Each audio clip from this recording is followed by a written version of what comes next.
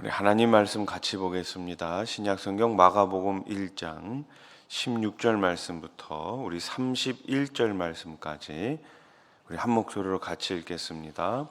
갈릴리 해변으로 지나가시다가 시몬과 그 형제 안드레가 바다에 금을 던지는 것을 보시니 그들은 어부라.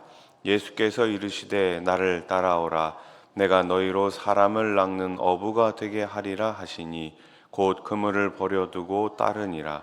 조금 더 가시다가 세베대의 아들 야고보와 그 형제 요한을 보시니 그들도 배에 있어 그물을 깁는데 곧 부르시니 그 아버지 세베대를 품꾼들과 함께 배에 버려두고 예수를 따라가니라.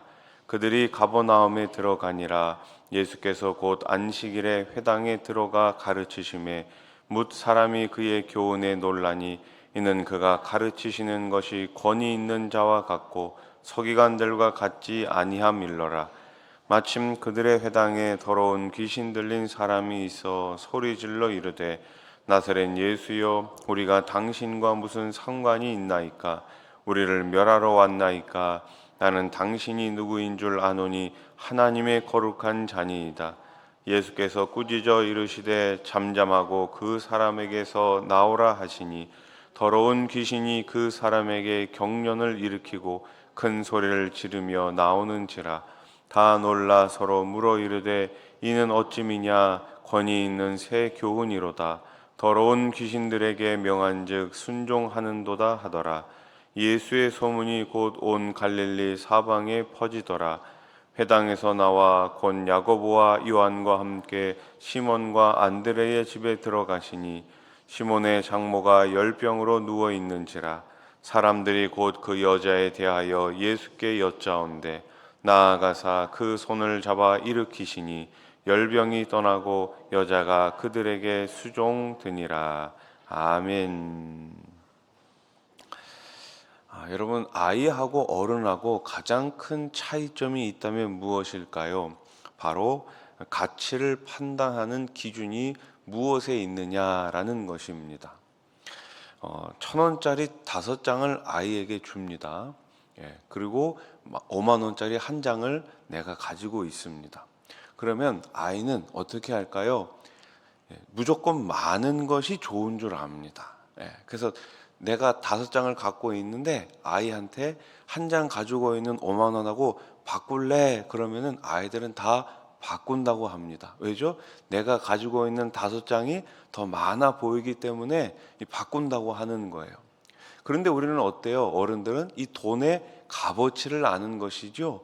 1,000원보다는 5만 원이 훨씬 더 값어치가 있다는 것을 압니다.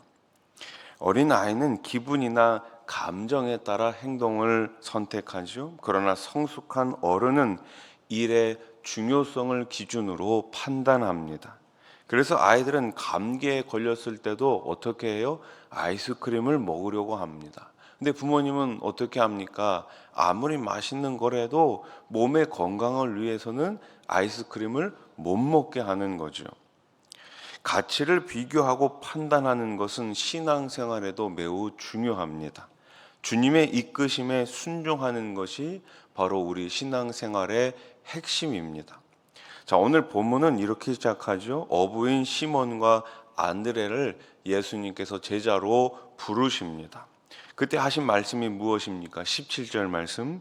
예수께서 이르시되 나를 따라오라. 내가 너희로 사람을 낚는 어부가 되게 하리라. 아멘.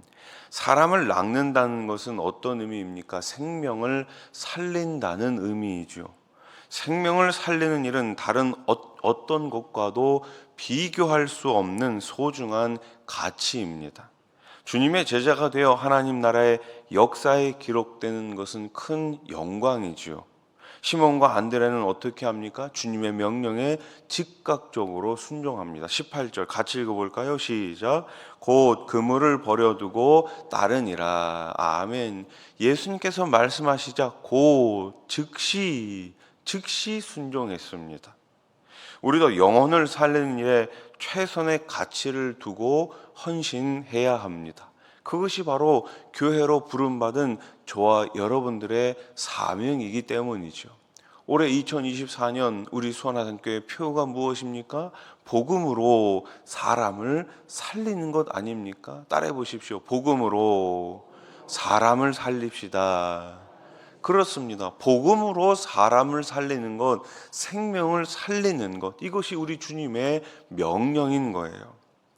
우리는 그래서 생명을 살리는 일에 전심전력을 해야 합니다. 교회는 생명을 살리는 일에, 사람을 살리는 일에 전심전력해야 하는 것입니다. 사람을 살리라고 저와 여러분들을 부르시고 직분을 주셨음을 꼭 믿으시기 바랍니다. 예수님은 세베대의 아들 야고보와 요한도 제자로 부르시죠. 이들도 어부의 일을 잘 감당하는 중에 부름을 받게 됩니다.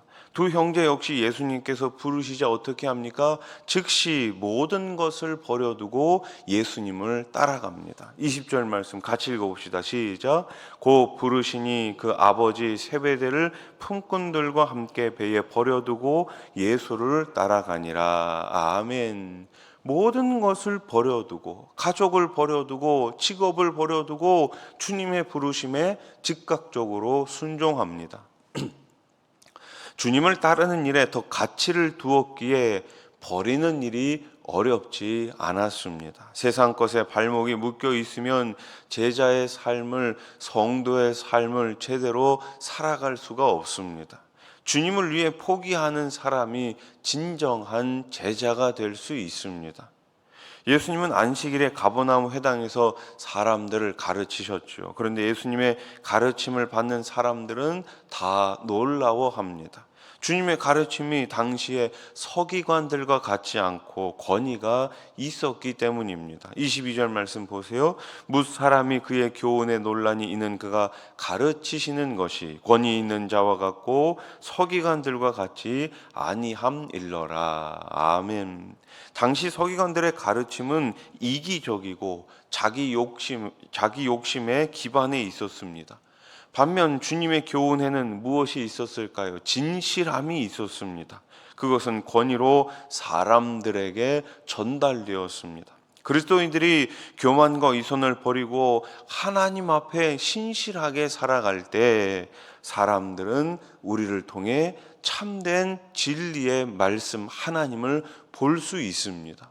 여러분, 우리는 축복의 통로가 되어야 합니다. 하나님을 아는 통로가 되어야 되는 거예요. 그러기 위해서 우리는 언제나 말씀 앞에서 겸손하게 진실하게 살아가야 되는 것이죠.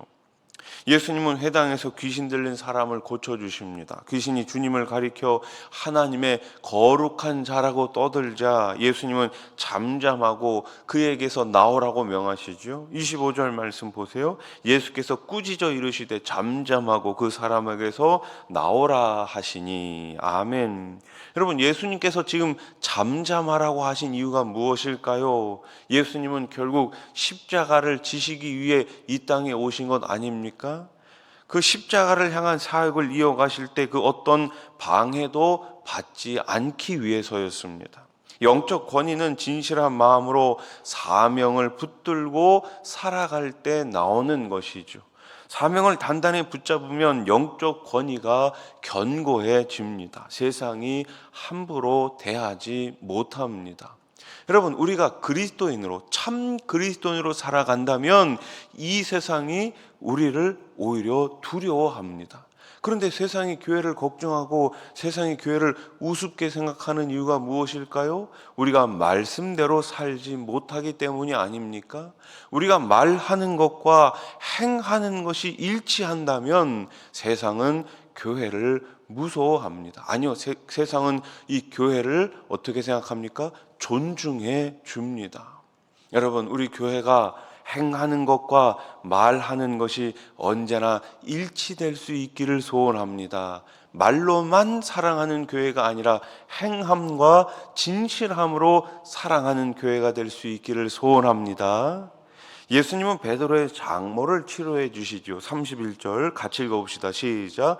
나아가사 그 손을 잡아 일으키시니 열병이 떠나고 여자가 그들에게 수종드니라. 아멘.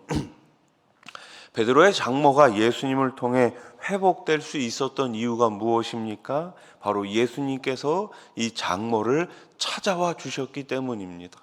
우리가 구원받을 수 있는 이유가 무엇입니까? 예수님께서 저와 여러분들에게 찾아와 주셨기 때문입니다. 기독교는 사람이 하나님을 만나러 가는 종교가 아닙니다. 하나님이신 그분이 우리를 만나 주시러 오셨습니다. 찾아와 주신 거예요. 오늘 예수님께서 베드로의 장모에게 찾아가셔서 그 병을 고쳐 주셨습니다. 주님과의 만남이 회복의 시작입니다. 주님은 인생에서 만나는 모든 문제의 해결자가 되십니다. 주님이 일하실 수 있도록 그래서 우리는 언제나 주님을 초청하고 주님의 공간을 만들어 드려야 되는 거예요. 내 안에 내가 가득 차 있으면 하나님께서 일하실 수가 없잖아요.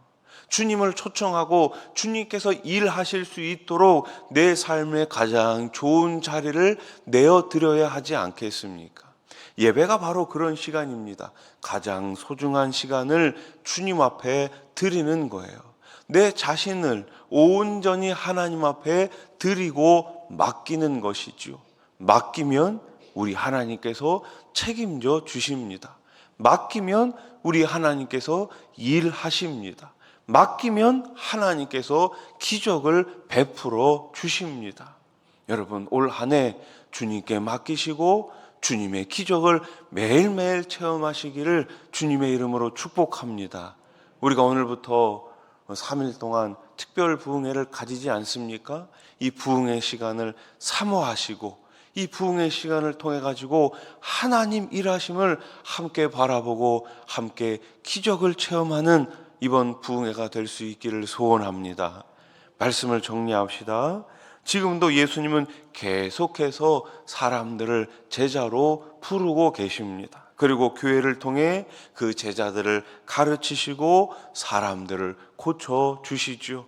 이처럼 하나님 나라는 예수님의 제자들을 통해 확장돼 갑니다. 우리 교회가 신실한 주님의 제자가 되어 주님 다시 오실 때까지 하나님 나라를 더 확장시키는데 귀하고 아름답게 쓰임받을 수 있기를 간절히 소망합니다.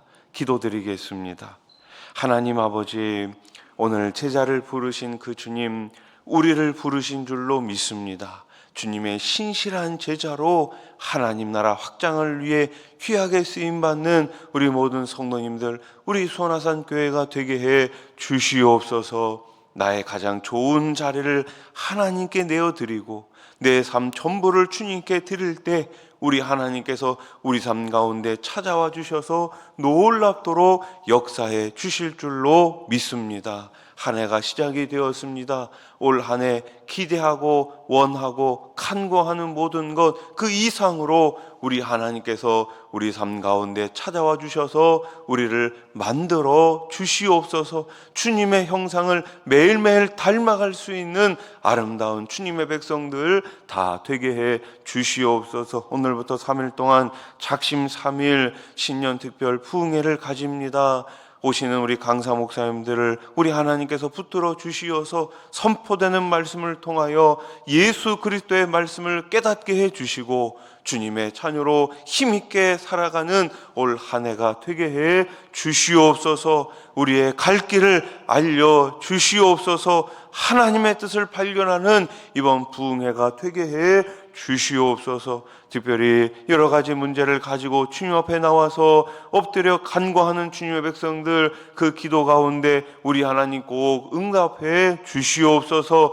경제적인 문제가 해결되게 해 주시옵소서. 질병의 문제가 해결되게 해 주시옵소서. 가정의 문제, 직장의 문제가 다 해결되게 해 주시옵소서. 무엇보다가도 우리의 마음 가운데 하늘의 평안을 우리 하나님 폭포수처럼 부어 주시옵소서. 그래서 이 세상을 우리 하나님 주시는 은혜와 말씀과 사랑 가운데 힘있게 살아갈 수 있도록 우리 하나님 도와 주시옵소서. 멀리 해외 나가 계신 선교사님들을 기억하여 주시옵소서. 주님 주신 사명 잘 감당할 수 있도록 능력을 더해 주시옵소서. 여름 겨울 성경학교와 우리 겨울 수련회, 또 우리 캄보디아 단기 선교팀을 기억하여 주시고 여름 행사가 하나님의 은혜 가운데 잘 진행되게 해 주시옵소서. 우리 다음 세대들, 우리 청년들이 꼭 하나님을 만나는 거룩한 시간들이 되게 해 주시옵소서. 예수님의 이름으로 기도드립니다. 아멘. 하늘의